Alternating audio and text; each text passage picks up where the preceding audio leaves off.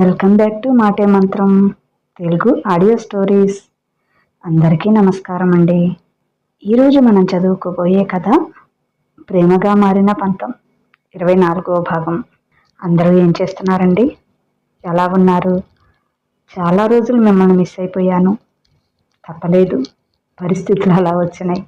మీ అందరూ నన్ను క్షమించి నా స్టోరీ కోసం ఎదురు చూస్తున్నందుకు నాకు నిజంగా చాలా సంతోషంగా ఉంది. అందుకే వీలు కాకపోయినా వీలు చేసుకొని మరీ స్టోరీ పెడుతున్నాను. సరేనండి, ఇక కథలోకి వెళ్దామా? ప్రేమగా మారిన పంతం 24వ భాగం. గోపాలస్వామి సమస్యను శశి శోభన్ని పరిష్కరించమని చెప్తుంది జయంతిదేవి గారు. వాళ్ళు అతని తప్పుని కంపెనీలో స్టాఫ్ అందరి ముందు బయటపెట్టి అతన్ని పోలీసులకి అప్పగిస్తారు. సాటి ఉద్యోగస్తులంతా సొంత తల్లిలా చూసుకునే జయంతిదేవి గారినే మోసం చేశాడు. అన్నం పెడుతున్న కంపెనీకి కన్నం వేశాడు. అతనికి మంచి శాస్తి జరిగిందని అనుకుంటారు. గోపాలస్వామిపై ఎవరూ సానుభూతి చూపించరు. చివరికి అతని భార్య బిడ్డలు కూడా. సమస్యను సామరస్యంగా పరిష్కరించినందుకు వారిద్దరిని మెచ్చుకుంటారు జయంతిదేవి గారు. కానీ అతని కుటుంబం రోడ్డున పడకుండా చూడాలి అని చెప్తారు. అక్కడి నుంచి వెళ్ళబోతున్న అతని కొడుకుని భార్యని ఆఫీస్ రూమ్కి రమ్మని వ్యూన్తో కబురు చేసి పిలిపిస్తారు. గోపాలస్వామి చేసిన తప్పుకి మాత్రమే అతన్ని శిక్షించాము. అతను అలా చేశాడని మీకు ఎలాంటి అన్యాయము జరగనివ్వము అని చెప్తారు. గోపాలస్వామి కొడుకుతో, నీ చదువు ఎట్టి పరిస్థితుల్లోనూ ఆపవలసిన అవసరం లేదు. నీకు ముందు చేసినట్లుగానే మేము నీ చదువు కోసం హెల్ప్ చేస్తాం అని చెప్తారు. అలాగే అతని భార్యతో, మీరు చదువుకొని ఉంటే మీకు తగిన ఉద్యోగం కల్పిస్తాము మా కంపెనీలోనే అని చెప్తారు.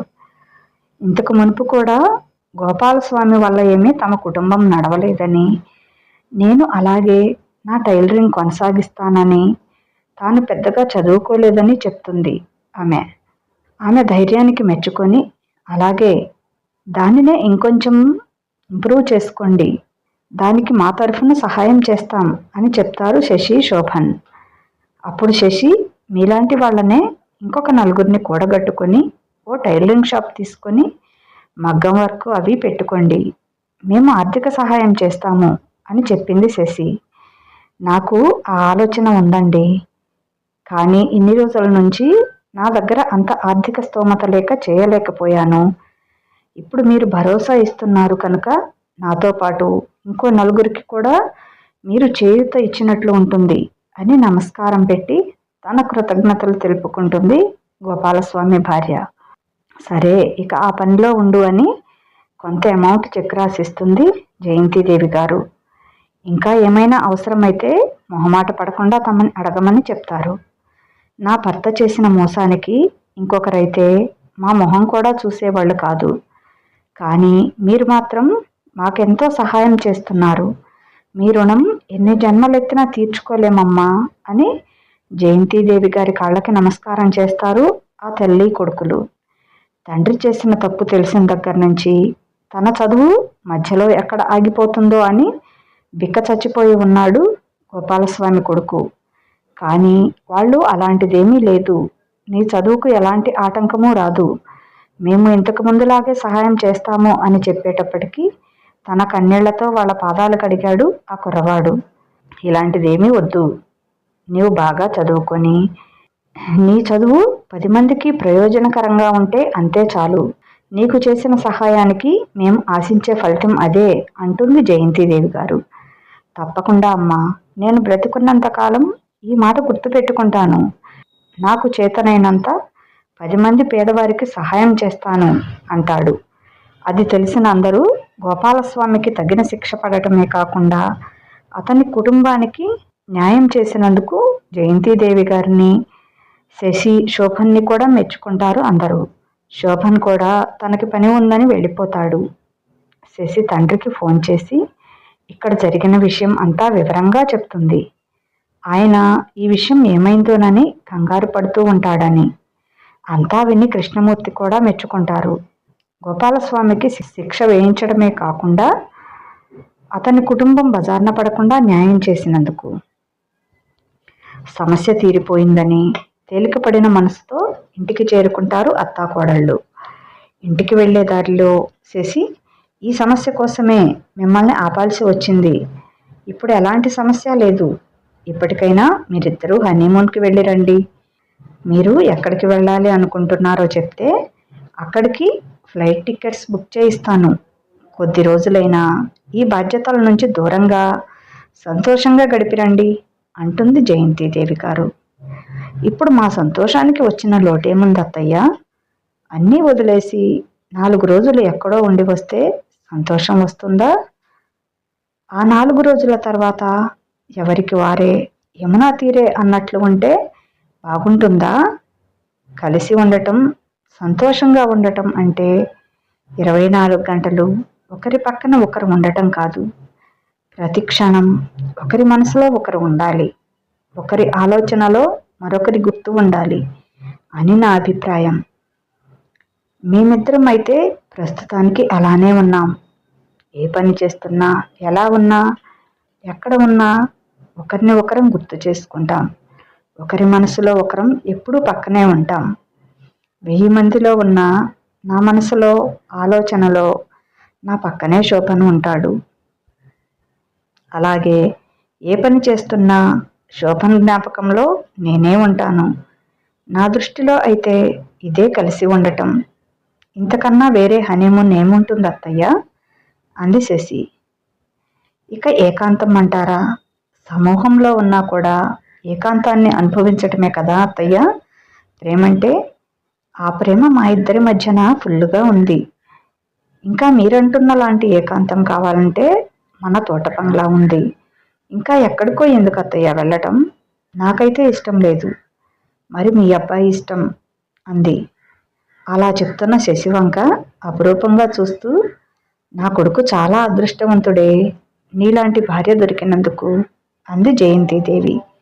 ఏమీ కాదు, ఇంతగా ప్రేమించే భర్త దొరికినందుకు నేనే అదృష్టవంతురాల్ని అంది శశి. సరే ఒప్పుకుంటాను, మీ ఇద్దరూ అదృష్టవంతులే. మీ ఇద్దరిని బిడ్డలుగా పొందటం నా అదృష్టం అంది శశి నుదుటిపై ముద్దు పెట్టుకుంటూ జయంతిదేవి. మధ్యలో కారు ఆపి, అత్తయ్య దిగండి అంది శశి. ఏంటమ్మా ఇక్కడ ఆపావు? ఎందుకు అంది జయంతిదేవి. ఈరోజు ముందే వస్తున్నాం కదా, మీ అబ్బాయికి సర్ప్రైజ్ ఇద్దాం అత్తయ్య రండి అంటూ శోభన్ షెడ్లు వేస్తున్న పొలం వైపు అడుగులు వేసింది శశి. సరే పద, నా కొడుకు ఎలా పనులు చేపిస్తున్నాడో నేను చూస్తాను అంటూ అక్కడికి కొంచెం దూరంలో అటు తిరిగి నిలబడి ఉన్న శోభన్ని చూస్తూ అలాగే నిలబడిపోయింది. పని వాళ్ళకి ఏది ఎలా చేయాలో చెప్తున్నాడు. అలా అందరినీ అజమాయిషీ చేస్తూ పని చేపిస్తున్న కొడుకుని చూసి వీడికి ఇవన్నీ ఎలా తెలిసాయి ఇంతలోనే అనుకుంటుంది. ఏంటత్తయ్య అలా చూస్తున్నారు? మీ అబ్బాయి కష్టపడుతున్నాడని బాధగా ఉందా అంది శశి. లేదమ్మా, బాధ్యతగా ఉన్నాడని సంతోషంగా ఉంది అంటుంది జయంతిదేవి. ఇద్దరూ దగ్గరగా వెళ్ళేటప్పటికీ అలికిడికి వెనక్కి తిరిగిన శోభన్ అక్కడ తల్లిని, భార్యను చూసి ఓ క్షణం స్టన్ అయ్యాడు. శశి ఎప్పుడో చెప్పా పెట్టకుండా వస్తుంది అనుకున్నాడు, కానీ అమ్మ రావటం మామూలు సంతోషంగా లేదు. ఎందుకంటే జయంతిదేవి పొలం వైపుగా ఎప్పుడూ రాదు. పొలాలు, కృష్ణమూర్తి, పనివాళ్ళు శోభన్ చూసుకునేవాళ్ళు. అటువంటిది అమ్మ తను తలపెట్టిన పని దగ్గరకు రావటం చాలా సంతోషం అనిపించింది శోభన్కి. అమ్మా రామ్మా, నేను అస్సలు ఊహించలేదు నువ్వు ఇక్కడికి వస్తావని. రామ్మా కూర్చో అంటూ అక్కడే పక్కన ఉన్న కుర్చీని తన భుజంపై ఉన్న కండువాతో తుడిచాడు. కన్నయ్య, నేనేమైనా చుట్టాన్నట్రా మర్యాదలు చేస్తున్నావు అని నవ్వింది జయంతిదేవి కూర్చుంటూ. అదేం లేదమ్మా, మొత్తం పూర్తయిన తర్వాత తీసుకొద్దాం అనుకుంటున్నాను. మీరే వచ్చారు, నువ్వు ఇక్కడకు రావటం చాలా సంతోషంగా ఉందమ్మా అన్నాడు శోభన్. అంతలో రాంబాబు వెళ్ళి కొబ్బరి బొండాలు కొట్టి తీసుకొని వచ్చాడు. ఏరా రాంబాబు, బాగున్నావా? పెద్దవాడివయ్యావు, అసలు కనిపించటం లేదు అంది జయంతిదేవి. అయ్యో అదేం లేదమ్మా అన్నాడు తల వంచుకొని. పెద్దవాళ్ళు ఏం చెప్పినా మీ మంచికే చెప్పేది. నాన్నకి ఎదురు చెప్తున్నావట, తప్పు కదూ అంది. అన్న దగ్గర పని చేస్తానన్నావట, జాగ్రత్తగా చేసుకో. మీ నాన్న మాట విను, బుద్ధిగా ఉండు, సరేనా అంది. సరేనమ్మా అంటూ తల ఊపాడు. చిన్న వయసు కదా, తెలీదు. ఇంకా బుద్ధిగా ఉంటాడులేమ్మా, లేకపోతే 2 తగిలిస్తా అన్నాడు శోభన్. లేదన్నా, మీరు చెప్పినట్టు వింటానింకా అన్నాడు రాంబాబు బుద్ధిగా. కన్నయ్య, ఇదంతా చూస్తుంటే చాలా పెద్ద ప్రయత్నంలానే ఉన్నట్లుందిగా నాన్న అంది జయంతిదేవి. అవునమ్మా, మనకి పొలం ఎక్కువ కదమ్మా, అందుకే అన్నాడు శోభన్. జయంతిదేవికి, శశికి అదంతా తిప్పి చూపించాడు. ఎక్కడెక్కడ ఏమేమి చేయాలో అంతా వివరించాడు. వాళ్లతో పాటుగా రాంబాబు కూడా తిరుగుతూ, పెద్దమ్మగారు, ఇక్కడ అది పెడతాడంట అన్నా, ఇక్కడ ఇది చేస్తాడంట, ఆ పెద్ద షెడ్డు గేదెల ఫారం, ఈ షెడ్డు వానపాముల ఎరువు తయారీ కోసం, అది ఆవుల ఫారం అని ఇంకా అదని ఇదని శోభన్ కన్నా ఆసక్తిగా అన్నీ చెప్తుంటే వాడి భుజం మీద చేయి వేసి, అన్నకి అన్నిట్లో ఇలాగే తోడుగా ఉండాలి అంది జయంతిదేవి గారు. దానికి వాడు పొంగిపోయి, నేనే కాదమ్మగారు, మా గ్యాంగు 50 మంది దాకా ఉన్నాం, అందరినీ లాక్కొచ్చా. అన్నంటే మా అందరికీ హీరోలాగా, అన్నకి ఇంత కష్టం కూడా తగలనీయం. అన్న చెబుతూ ఉంటే మేము చేసుకొని వెళ్ళిపోతాం. మీరేమీ బెంగ పెట్టుకోమాకండి పెద్దమ్మగారు, అన్నని మేం జాగ్రత్తగా చూసుకుంటాం అని వాడు చెప్తుంటే వాడు చెప్పిన విధానానికి ముగ్గురు నవ్వేశారు. మీ నాన్న నువ్వు ఇంకా చిన్నపిల్లోడు అనుకుంటున్నాడు, నువ్వు చాలా పెద్దవాడివైపోయావురా అంది జయంతిదేవి నవ్వుతూ. చూడండి చిన్నమ్మగారు, పెద్దమ్మగారు నన్ను ఎగతాళి చేస్తున్నారు అన్నాడు రాంబాబు కినుకగా. ఎగతాళి కాదులే రాంబాబు, అత్తయ్య గారు నిన్ను మెచ్చుకుంటున్నారు అంది శశి, వాడు ఫీల్ అవుతున్నాడని. కానీ నన్ను చిన్నమ్మగారు అని పిలవద్దు అంది శశి.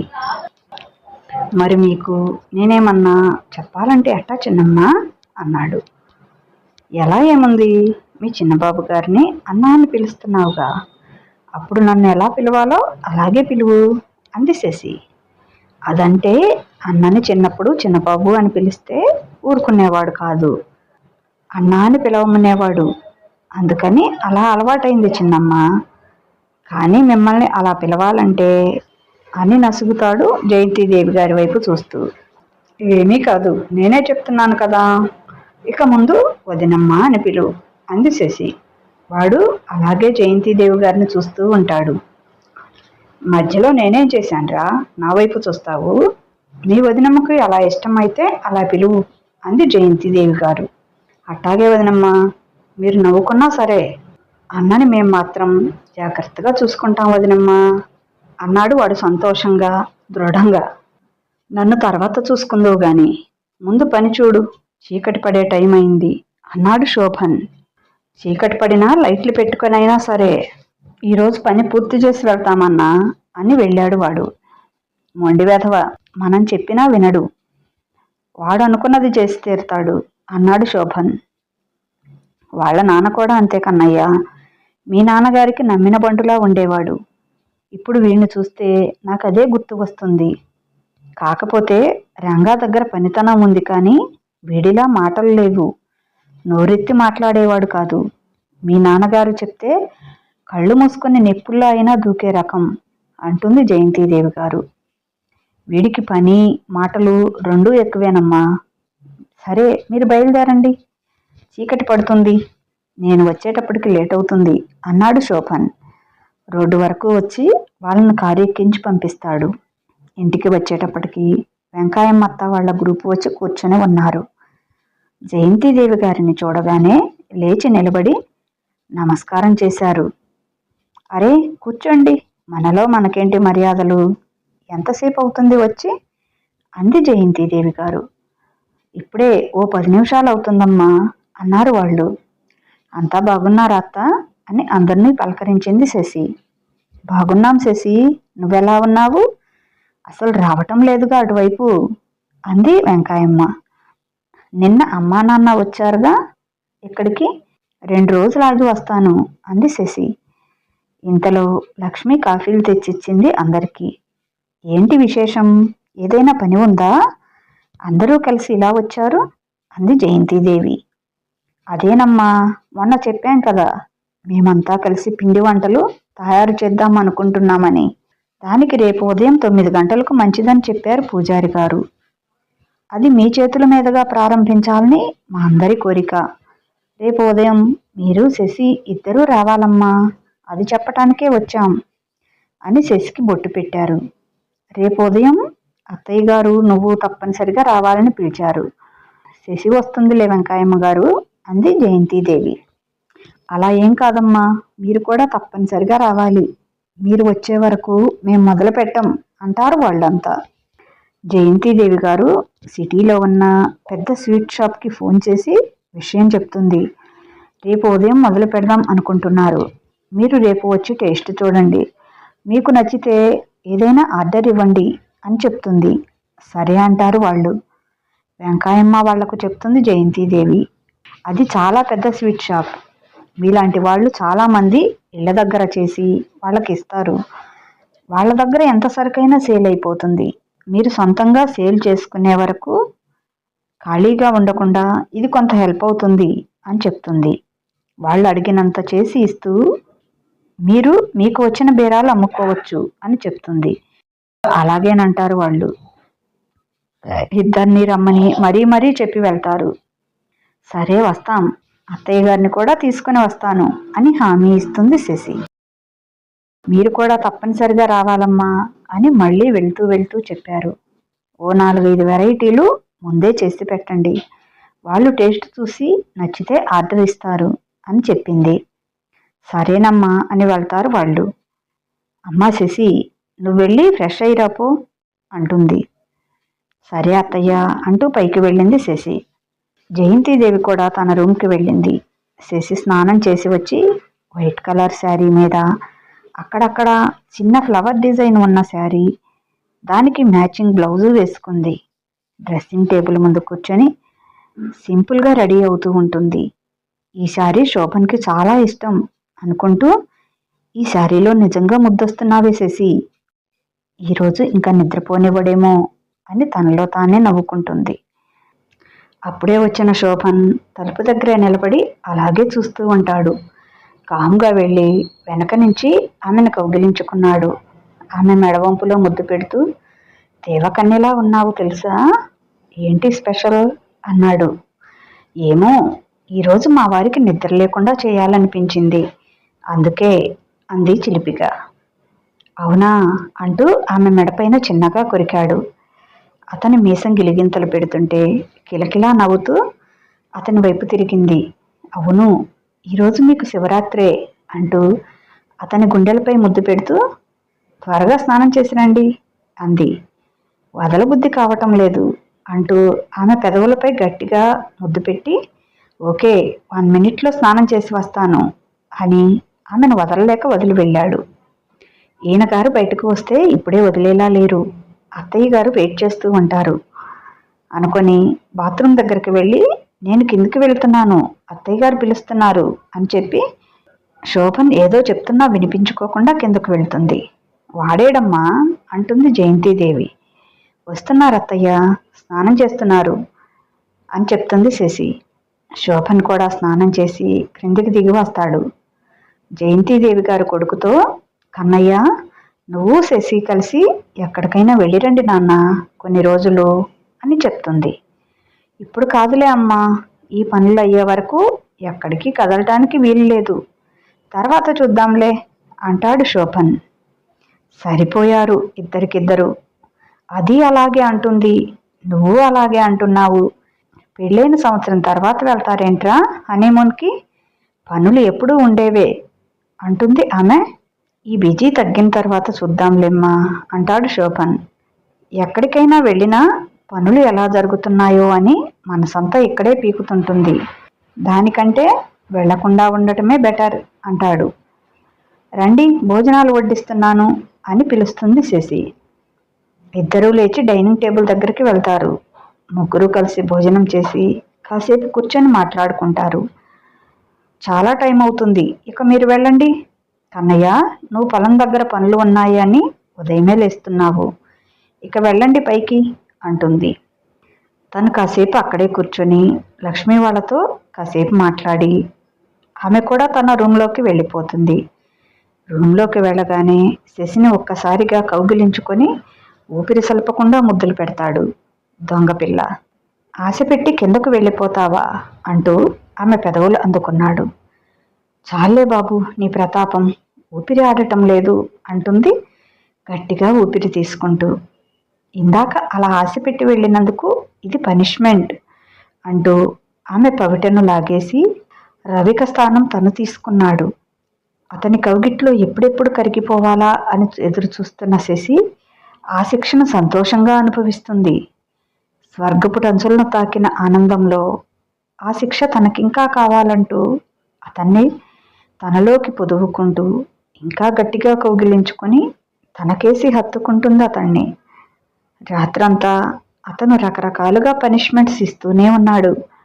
ఆమె సంతోషంగా వాటిని స్వీకరిస్తూనే ఉంది. ఆ రాత్రి నిజంగానే శివరాత్రి అయ్యింది ఆ జంటకి. ఎప్పుడో తెల్లవారుజామున 3 గంటలకు నిద్రపోయి 7 గంటలకు లేచింది. టైం చూసి, అయ్యో ఈరోజు వెంకాయమ్మత్త వాళ్ళ ఇంటికి వెళ్ళాలి కదా, ఉదయమే లేవాలి అనుకున్నాను, అయ్యగారు లేవనిస్తేనా అనుకుంటూ ఆదమరిచి నిద్రపోతున్న శోభన్ అందమైన పెదవులపై తన పెదవులతో సున్నితంగా అద్ది, ఆడవాళ్ల పెదవుల కంటే అందంగా ఉంటాయి అని నవ్వుకుంటూ లేచి హడావుడిగా బాత్రూంకి వెళ్తుంది. ఫ్రెష్ అవ్వటానికి శశి. ఇదండి ఈరోజు కథ. ఎలా ఉంది? మీకు నచ్చిందా? మీకు నచ్చితే ప్లీజ్ ఓ చిన్న లైక్ ఇవ్వండి. అలాగే ఈ కథ పైన మీ అమూల్యమైన అభిప్రాయాన్ని ఓ చిన్న కామెంట్ ద్వారా తెలియచేయండి.